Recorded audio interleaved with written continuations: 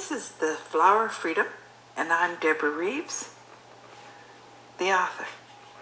All the rights to both the book and to my presentation of it are reserved. We're on Chapter 28, Your Chair is Ready, Burdens Go Outside the Door for Your Own Comfort. Come on, find your seat, and we'll begin. Chapter 28, Marie in the Big City.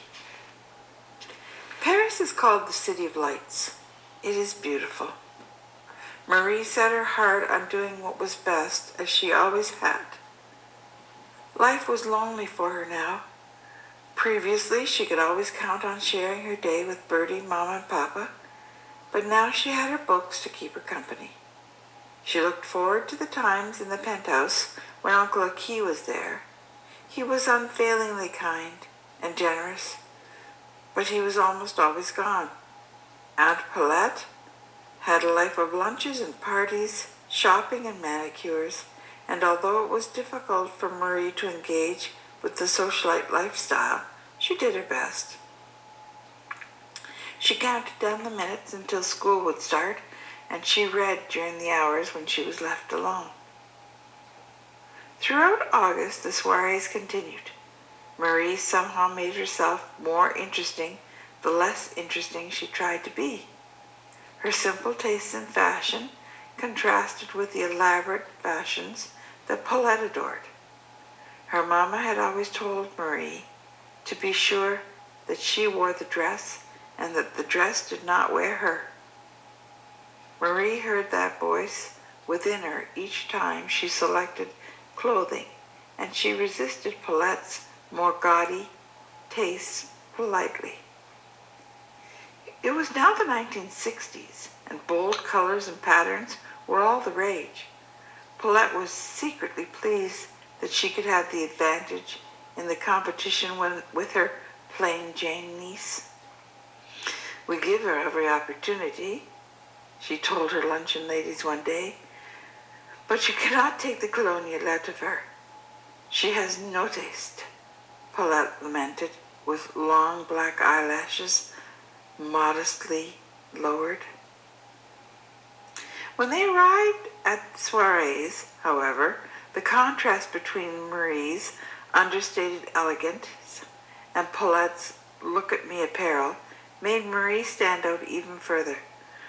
One time late in the evening, when Marie went to get some punch, she heard a lady tell another, "That Paulette, she is so nouveau riche. Aki will never redeem her. Look at that young niece of his. She's so effortlessly elegant, and she was raised in Canada. Breeding will out," she said, without realizing that Marie was nearby. Paris might be the City of Lights, but Marie came with her own inner light that was evident to all. Aki was proud of her, and his quiet smiles transmitted it as he basked in the attention that she gained from all the right young men. Her polite declining of their attentions made her like catnip to all of them. Uncle Aki made Aunt Paulette ecstatic by trading new and glamorous jewelry for what she called her old junk that he had given her many years before. The old stuff never left her jewelry wardrobe anyway, so Paulette thought it was a big win. Paulette went out on endless afternoons to choose the most expensive pieces available, leaving Marie reading peacefully in her room. Aki was as good as his word, and he never once balked at the exorbitant prices. Uncle Aki would give the pieces that he retrieved in this manner to Marie to wear when they matched her outfit for a soiree. Paulette was pleased by the pecking order that was firmly established. She was wearing the latest, most expensive fashions in jewelry, and Marie was wearing her hand-me-downs. Those family heirlooms were treasures to Marie, who held the connection to her mother's family close to her heart. Paulette grinned and gloated over her victory of exchanging old junk for modern artisan creations. With simulated concern, Paulette told Marie that they could always have the gems reset for her so that the pieces were updated.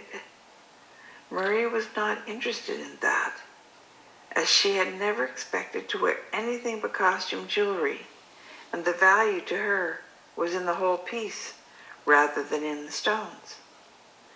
She was in awe of and grateful for everything that Uncle Aki gave her.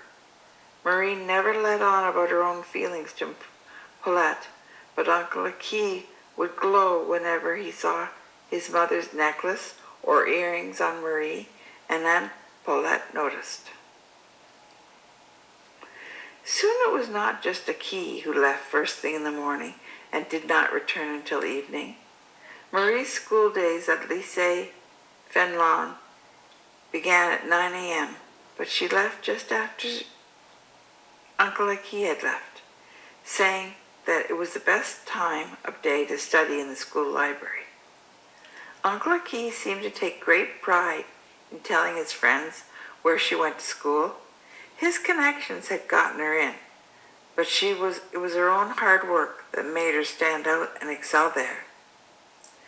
Marie was a natural learner. She had a mind like sticky tape that simply caught and collected and categorized everything that held her attention. The fact that she was quietly studious and beautiful seemed like a combination that many could not resist. The less she courted attention, the more she gained it. Many of the girls in her classes liked her. She was sort of exotic because of her strange speech patterns and unusual interests.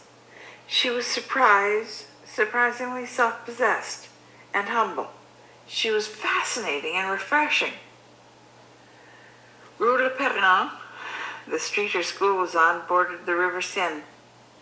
On pleasant days, Marie would sit on the riverbank for a while before classes started. It was not unusual for her to be surrounded, one by one, with girls and then with boys. Many began coming to school just a little earlier to be able to sit near her. She was welcoming to all, and bullying earned her ire, so most people found her company to be a safe place within the school. She soon had her own happy little gaggle of friends. Sometimes the girls came to visit at the penthouse. Paulette was nakedly ambitious, and she welcomed the daughters of some prominent people lavishly, but she ignored some of Marie's other friends. Marie tried to comfort the neglected ones once they were alone in her room. Sometimes it's just better to fly under the radar, she told them. That's the end of chapter 28.